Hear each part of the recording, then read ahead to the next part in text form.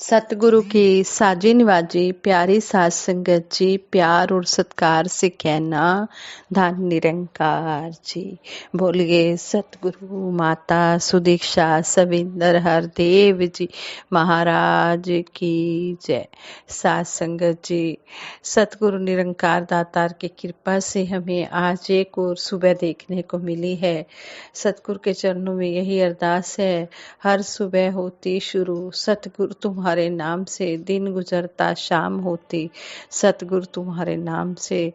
जिस तरह कहते हैं कि सतगुरु के नाम से ही दिन निकलता है और सतगुरु के नाम से ही ये रात निकलती है, बीतती है।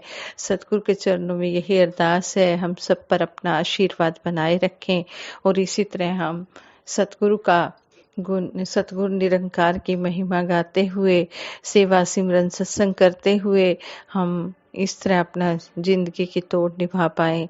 सतगुरु के चरणों में अंतिम श्वास तक जुड़े रहें। साथ संगत जी, आज के विचारों का टॉपिक है सुमरन का प्रभाव, कि सिमरन करने से किस तरह सुख मिलता है। सिमरन करने से कहते हैं कि सारे कार्य अपने आप ही रास होते चले जाते हैं। सिमरन करने से हमारे मन को मजबूती मिलती है। संपूर्ण हरदेव वाणी में भी सतगुरु बाबा हरदेव सिंह जी महाराज शब्द नंबर 92 की ओर इशारा करते हुए हमें समझाते हैं, ए मन मेरे सिमरन कर ले, सिमरन से सुख आएगा, घेरेंगे ना संकट तुझको, भव सागर तर जाएगा, दम दम पल छिन नाम का जो जन करता अमृत पान है, ऐसे जन को जग में संतो मिलता जीवन दान है।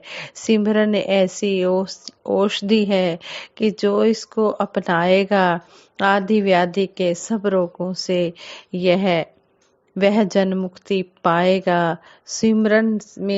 सिमरन से जब इन सांसों की जुड़ जाती हर तार है, सिमरन की जब जुड़ जाती इन सांसों की तार है, प्राणों में फिर होने लगता भक्ति का संचार है। अनहद का सिमरन भी संतो अनहद ही कहलाता है। अनहद से जो मिलता आनंद अनहद ही हो जाता है। उठत बैठत सोवत जागत सिमरन करते जाना है। कहे हर देव सिमरन के बिन श्वास एक ना गंवाना है, कि हर एक श्वास जो है सिमरन में ही बीते, इस सत निरंकार के याद में ही बीते। हाँ, संगत जी कहते हैं, सतगुरु बाबा हरदेव सिंह जी महाराज की कृपा से महात्मा अशोक सिंह जी उत्तर प्रदेश वालों को 2003 में ब्रह्म ज्ञान मिला। इनका परिवार उत्तर प्रदेश में ही रहता है। 4 पीढ़ियों से इनके पिता और दादा परदादाओं की 2-2 शादियां हुई। कोई न कोई ऐसा संयोग बनता रहा और परिवार में पहली पत्नी की किन्हीं कारणों से मृत्यु होती रही। पीढ़ियों से ऐसा होने के कारण इनके परिवार के लड़कों से लोग लड़की की शादी करने से इनकार कर देते थे।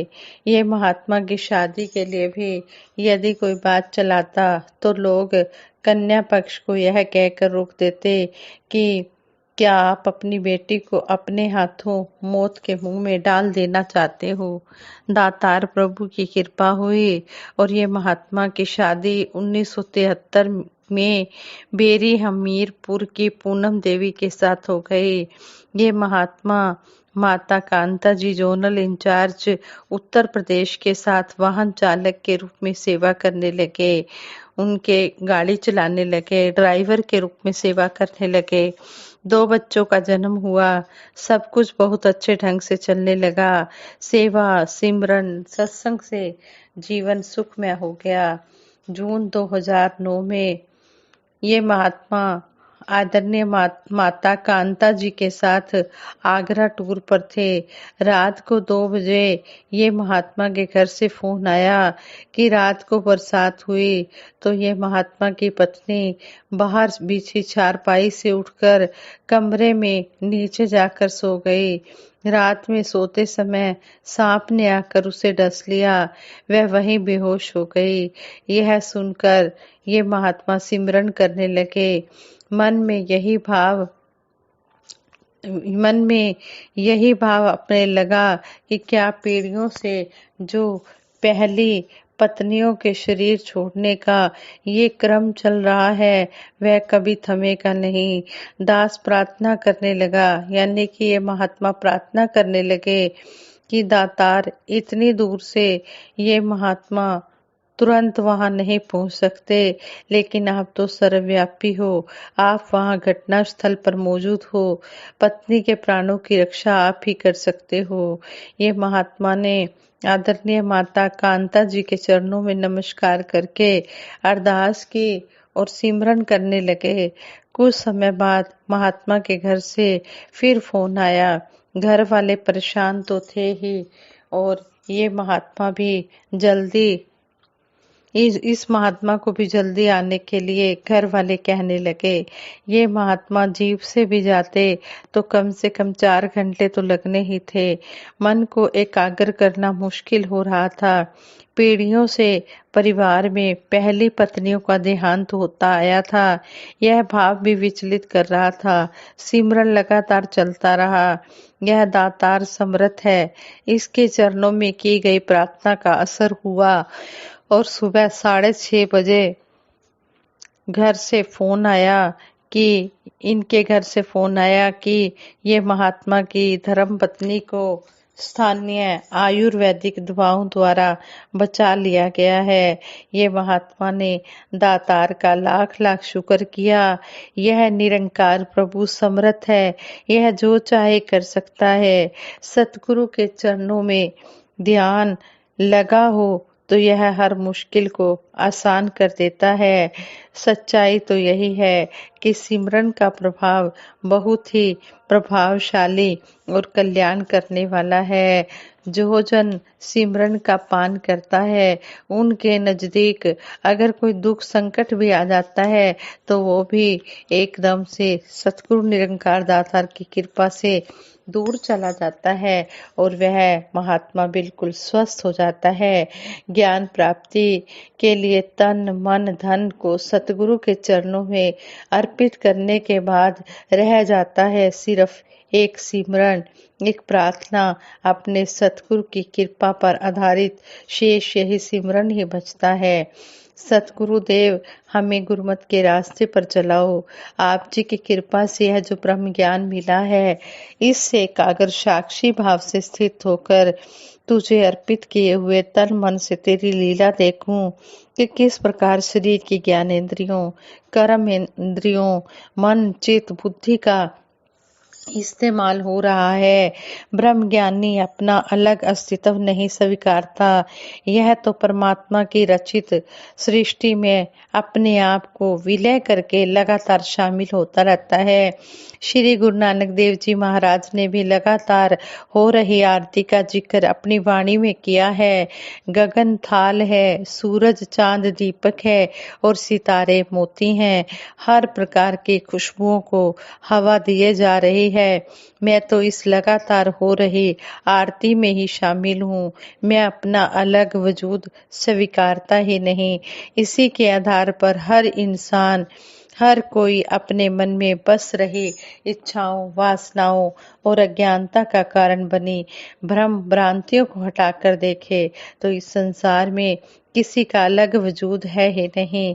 वेदों की मान्यता भी यही है, एको ब्रह्म द्वितीयो नास्ति। एक ही परमपिता परमात्मा है, दूसरा कुछ भी नहीं है। इस प्रकार हमें सहज ही पता चल जाता है कि जिनकी ऐसी अवस्था होती है, जो एक ही सब में इस निरंकार के दर्शन करते हैं, वो चलते फिरते भगवान के मंदिर कहे गए हैं। इस तरह प्रार्थना करना जहाँ गुरसिक का कर्म है, वहीं सारी अज्ञानता और मनमत वाली भावनाओं को गुरुमत में ट्रांसफर करना सतगुरु का विरध है। जैसे रोटी कमाना, बनाना और खाना हर इंसान का कर्म है, लेकिन उस खाए हुए का रूपांतरण उसे लहू मांस शक्ति आदि में ट्रांसफर करना प्रभु की कृपा पर आश्रित है। कोई कहे कि मैं खाऊं कुछ नहीं और बिना खाए ही प्रभु मेरी सेहत बना दे, तो ऐसा नहीं होगा। इस सेहत को बनाने के लिए खाना पीना भी बहुत जरूरी है। सतगुरु ने भक्तों के लिए कुछ विशेष भावों को बताया है कि हे निरंकार प्रभु, बख्शिश करो कि यह जो आपकी दी हुई अमानत का इस्तेमाल मैं कर रहा हूँ, इसमें शरीर निरोग रहे, मन निर्मल रहे और धन भी बढ़ चढ़कर मैं सेवा में लगा सकूं। ऐसी प्रार्थना हमें करनी चाहिए और यह हमारे लिए लाभदायक भी है। इस तरह सतगुरु हमें समझाते हैं कि संसार में रहते हुए मैं का प्रयोग करना नहीं है, हमने इस निरंकार को ही समर्पित होना है, इसी का सिमरन करना है। यही हमें ईश्वर से जोड़ता है। हम हर समय इस निरंकार दातार के चरणों में जुड़े रहें और इससे यही अरदास करें कि हे प्रभु, तू जो भी हमारे लिए कर रहा है बहुत अच्छा कर रहा है और जो भी आगे करेगा अच्छा ही होगा। हमारी प्रार्थना का भाव भी ऐसी भावनाओं से युक्त ही होना चाहिए। हमारी कोई और इच्छा ना हो, हरी इच्छा में रहना ही हमारी इच्छा बन जाए। जैसी भी रजा हो तेरी, राजी रहे दाता, जोड़ा है तूने जो जुड़ा रहे नाता।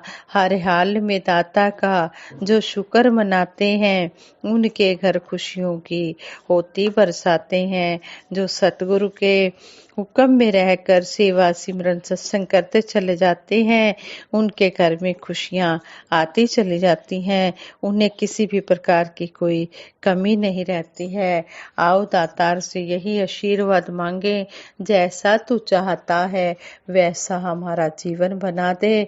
हमें गुरुमत के रास्ते का कुछ पता नहीं है।